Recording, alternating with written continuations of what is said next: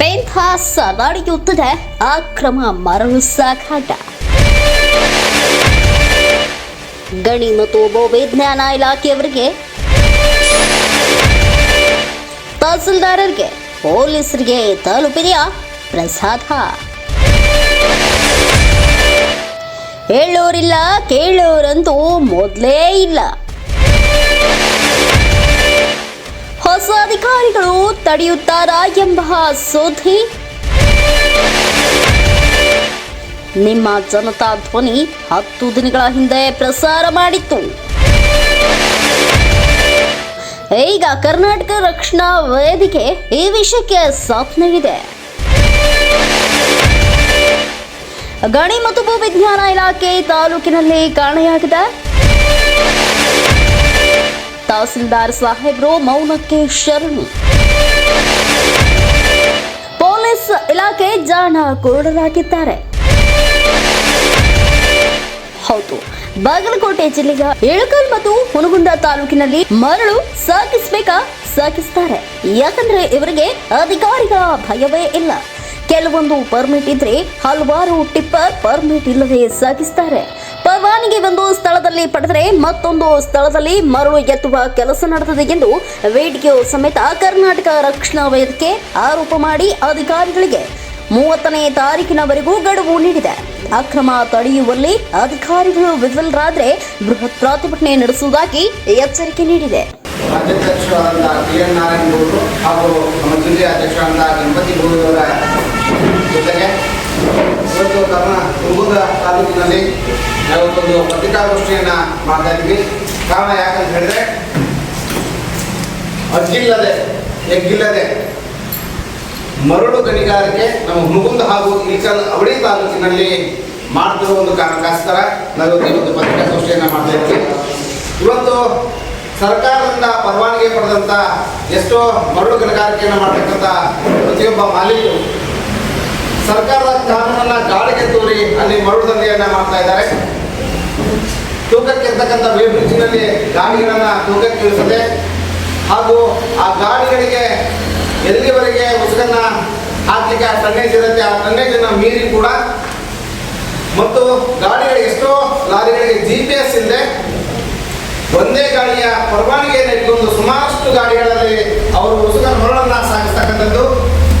ಮತ್ತು ಸರ್ಕಾರದ ದರ ಏನಿದೆ, ಉದಾಹರಣೆ 1 ಟನ್ನಿಗೆ 920 ರೂಪಾಯಿ ಇದ್ರೆ, ಉದಾಹರಣೆ ಒಂದು ಲಾರಿಯಲ್ಲಿ ಹತ್ತತ್ರ ಅಂದ್ರೆ ಒಂದು 8 ಟನ್ ಕೊಡ್ತಕ್ಕಂಥದ್ದು ಅಂದ್ರೆ 4 ಕ್ರಾಸು ಉಸುಕು ಕುತ್ಕೊಂಡ್ರು ಕೂಡ 920 ರೂಪಾಯಿ ಹಾಗೆ 7,360 ರೂಪಾಯಿ ಉಸುಕಿನ ದರ ಆಗುತ್ತೆ. ಲಾರಿಯ ಬಾಡಿಗೆ ಅಂತ ಹಿಡ್ಕೊಂಡು ಒಂದು 5,000-6,000 ಸೇರಿಸಿದ್ರು ಒಂದು 13,000 ರಿಂದ 14,000 ಆಗ್ಬೋದು. ಹುನಗುಂದಕ್ಕೆ ಬಂದು ಉಸುಕು ಹಾಕಬೇಕು ಅಂತ ಹೇಳಿದ್ರೆ 14,000 ತಗೊಳ್ಳಿ, 15,000.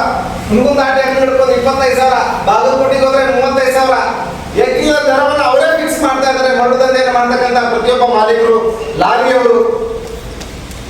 ಮತ್ತು ಇದಲ್ಲದೆ ಎಷ್ಟೋ ಉಸುಕನ್ನ ಎಲ್ಲಿ ಮರಳು ದಂಧೆಯನ್ನು ಮಾಡ್ತಿದ್ದಾರೆ, ಉಸುಕನ್ನ ಬಗೆದಿದ್ದಾರೆ, ಅಲ್ಲಿ ಎಷ್ಟೋ ಕಡೆಗೆ ಪರವಾನಗಿ ಇಲ್ಲ. ಉದಾಹರಣೆ ದಾಸಪಾಳ ಗ್ರಾಮದಲ್ಲಿ ನೋಡ್ಬೋದು, ಒಂದು 2-3 ಹಂತದಲ್ಲಿ ಪರವಾನಗಿನೇ ಇಲ್ಲ.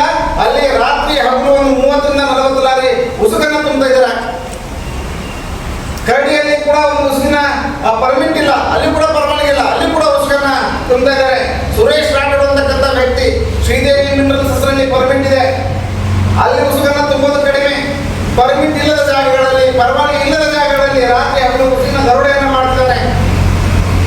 ಈ ವಿಷಯವನ್ನ ತಾಲೂಕಿನ ತಹಸೀಲ್ದಾರರು ತಿಳಿಸಿದ್ದೀವಿ. ಭೂ ಮತ್ತು ಗಣಿ ವಿಜ್ಞಾನ ಮೈನ್ಸ್ ಅಂಡ್ ಜಿಮ್ನೆಸ್ಟ್ ಅವರು ಕೂಡ ಹೋಗಿ ಅವರ ವಿಡಿಯೋವನ್ನು ತಿಳಿಸಿದ್ದೀವಿ.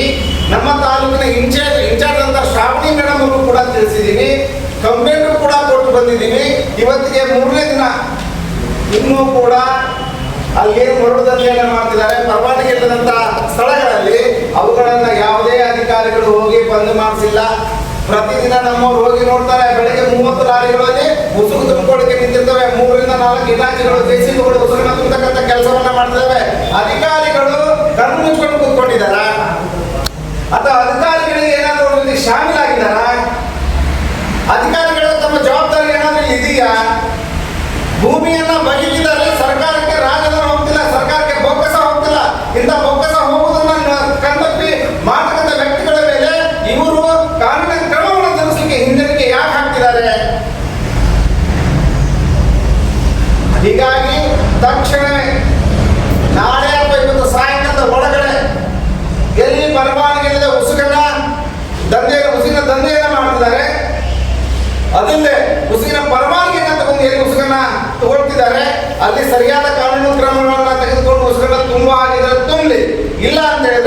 ಕರ್ನಾಟಕ ರಕ್ಷಣಾ ವೇದಿಕೆ 30ನೇ ತಾರೀಕಿನವರೆಗೆ ಗಡುವು ಕೊಡುತ್ತೆ.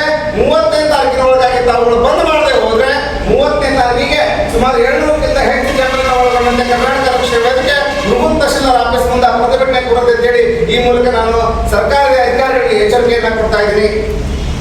ಮತ್ತು ರಾತ್ರಿ 2 ಸಮಯ ನಾವು ಕೂಡ ಹೋಗಿ ಅಲ್ಲಿ ನೋಡಿದ ಸ್ಥಳವನ್ನ ಪರಿಶೀಲನೆ ಮಾಡಿದೀವಿ. ಅಂತ ಸಮಯದಲ್ಲೂ ಕೂಡ ಆ ಲಾರಿಗಳು ಸಿಕ್ಕಿದಾವೆ, ಉಸ್ಕನ್ನು ತುಂಬಿ ಹೋಗತಕ್ಕಂಥ ಲಾರಿಗಳು ಸಿಕ್ಕಿದಾವೆ.